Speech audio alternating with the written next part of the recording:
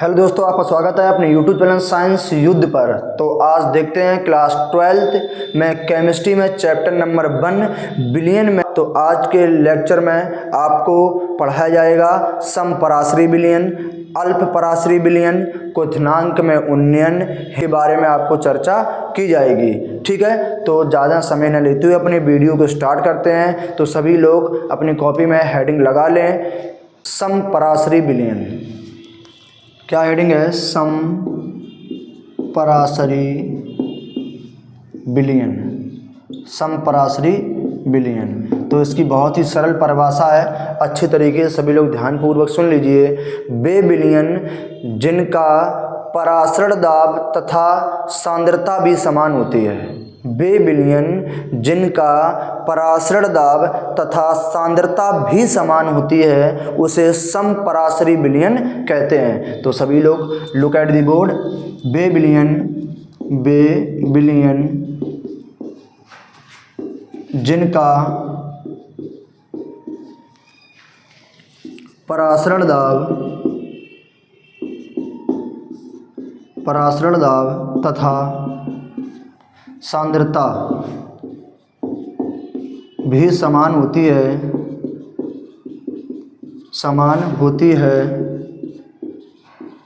उसे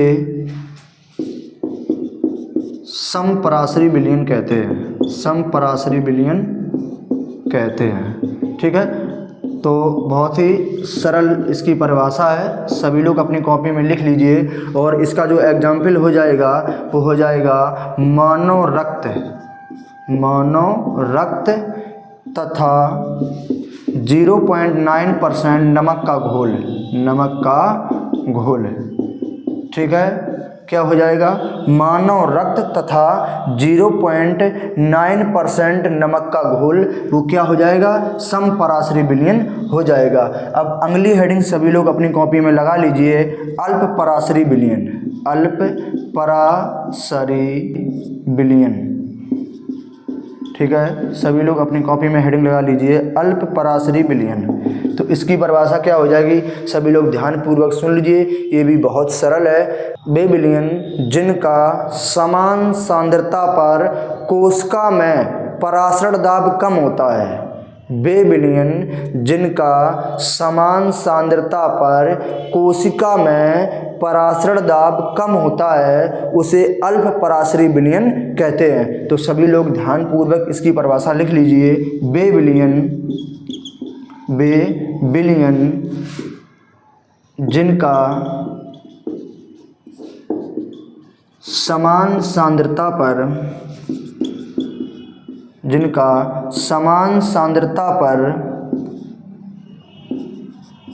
कोशिका में परासरण दाब कम होता है, कोशिका में परासरण दाब कम होता है,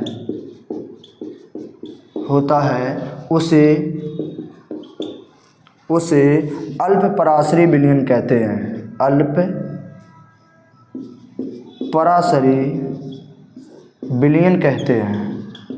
ठीक है, तो बहुत सरल इसकी भी परिभाषा है, 2 लाइन की इसकी परिभाषा है, बहुत सरल है, उसे अल्प पराश्रयी बिलियन कहते हैं। और इसका जो एग्जाम्पल वो हो जाएगा आसुत जल। क्या हो जाएगा? आसुत जल। इसका एग्जाम्पल क्या हो जाएगा? आसुत जल। तो इन दोनों बिलियनों की परिभाषा बहुत ही सरल है, आप सभी लोग अच्छे तरीके से बोर्ड की तरफ देख लीजिए और इसका स्क्रीनशॉट ले लीजिए और अपनी कॉपी में बहुत ही बेहतरीन तरीके से नोट कर लीजिए। तो बढ़ते हैं नेक्स्ट टॉपिक की तरफ। अगली हेडिंग आप सभी लोग लगा लीजिए, हेडिंग नंबर 3 है क्वथनांक में उन्नयन। ठीक है, आप सभी लोग अपनी नेक्स्ट हेडिंग लगा लीजिए, क्वथनांक में उन्नयन। हम इसकी ट्रिक बनाकर बहुत ही अच्छे तरीके से तैयार कर दे रहे हैं, जो आपको ट्रिक देखकर ही इसकी परिभाषा याद हो जाएगी। तब तक आप सभी लोग अपनी कॉपी में हेडिंग लगा लो, क्वथनांक में उन्नयन।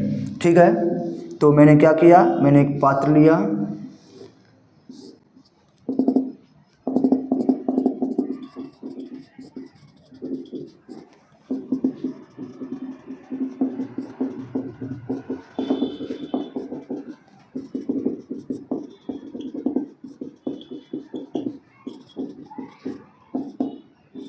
तो सभी लोग बहुत ही ध्यानपूर्वक देखिए, बोर्ड की तरफ मैंने इसकी ट्रिक बना के तैयार कर दी है। क्वथनांक में उन्नयन की क्या इसकी ट्रिक है, देखिए अच्छी तरीके से इसकी परिभाषा आपको याद हो जाएगी। किसी विलायक में अवाष्पशील पदार्थ घोलने पर, किसी विलायक में अवाष्पशील पदार्थ घोलने पर उसके क्वथनांक में हुई वृद्धि को क्वथनांक में उन्नयन कहते हैं। तो बहुत ही शानदार ट्रिक इसकी है। आप सभी लोग बहुत ही अच्छे तरीके से बोर्ड की तरफ ध्यान देके इस ट्रिक को पढ़िए तो इसकी परिभाषा आपको चुटकियों में याद हो जाएगी। किसी विलायक में अवाष्पशील पदार्थ घोलने पर उसके क्वथनांक में हुई वृद्धि को क्वथनांक उन्नयन कहते हैं। तो आप सभी लोग इसकी परिभाषा अपनी कॉपी में ट्रिक के द्वारा लिख लेना। अब बढ़ते हैं इसके पॉइंट की तरफ। इसके पॉइंट क्या है, तो पहला पॉइंट है कि क्वथनांक में उन्नयन को डेल्टा टीबी से प्रकट करते हैं। डेल्टा टीबी से प्रकट करते हैं, ठीक है। क्यों?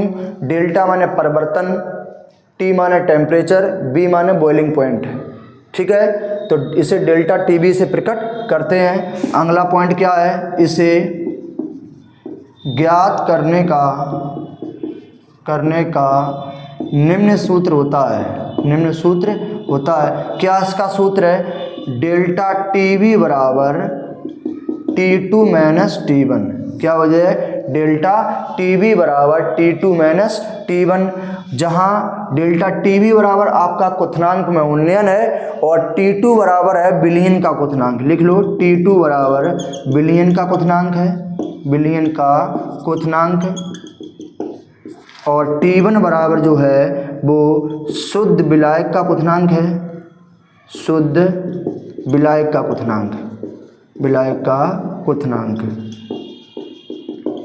ठीक है। T1 बराबर विलयन क्वथनांक है और T2 बराबर विलायक का क्वथनांक है, ठीक। तो ये क्वथनांक में उन्नयन की परिभाषा हो गई है। और क्वथनांक में उन्नयन को किससे प्रकट करते हैं? डेल्टा टीबी से करते हैं। इसे ज्ञात करने का निम्न सूत्र होता है। मैंने आपको सूत्र बता दिया है, इसके मान भी बता दिए हैं। अब इसका स्क्रीनशॉट आप लोग ले लीजिए और अपनी कॉपी में बहुत ही अच्छे तरीके से नोट्स बनाकर लिख लीजिए। फिर बढ़ते हैं इसके नेक्स्ट टॉपिक की तरफ, हिमांक में अवनमन।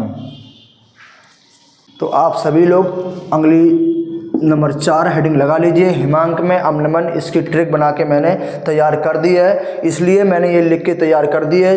आपकी वीडियो ज़्यादा लॉन्ग नहीं बने, जिससे कि आपको पढ़ने में प्रॉब्लम क्रिएट ना हो, इसलिए मैंने इसको शॉर्ट में ही लिख के बना के पहले से ही तैयार कर दिया है। तो आप लोग बस इसको बहुत ही अच्छे तरीके से समझ लीजिए, याद हो जाएगी। क्या इसकी परिभाषा है? किसी विलायक में अवाष्पशील पदार्थ घोलने पर उसके हिमांक में हुई कमी को, उसमें क्या था, उसके क्वथनांक में हुई वृद्धि को, क्वथनांक माने होता है वृद्धि और हिमांक माने होता है कमी।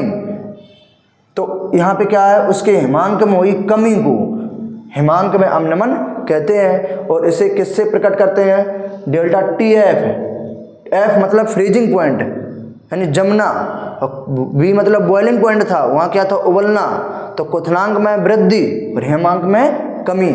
इसे ज्ञात करने का निम्न सूत्र होता है डेल्टा TF बराबर T2 माइनस T1। बाकी इनके जो मान है वो ही रहेंगे। क्या हो जाएगा? विलयन का यहाँ क्वथनांक की जगह क्या हो जाएगा? हिमांक हो जाएगा, और यहाँ भी क्वथनांक की जगह क्या हो जाएगा? हिमांक हो जाएगा, ठीक है। तो इसकी परिभाषा, इन दोनों की परिभाषा जो है वो सेम ही थी, थोड़ा बहुत अंतर था, वहाँ वृद्धि थी, यहाँ कमी थी। बस आप इतना ध्यान रखना, क्वथनांक माना जो होता है वो वृद्धि होता है और हिमांक माना जो होता है वो क्या होता है? कमी होता है, ठीक है। और आपको इन परिभाषाओं में कोई प्रॉब्लम याद करने में नहीं होगी, क्योंकि जो इनकी बेहतरीन शानदार ट्रिक है मैंने बहुत ही अच्छे तरीके से इनको बोर्ड पर बना के तैयार कर दिया है। अब इसके जो नेक्स्ट टॉपिक है वो है मोलर उन्नयन स्थिरांक या आणविक उन्नयन स्थिरांक है, ठीक है। तो इसका स्क्रीनशॉट आप ले लीजिए, अपनी कॉपी में इसको नोट कर लेना।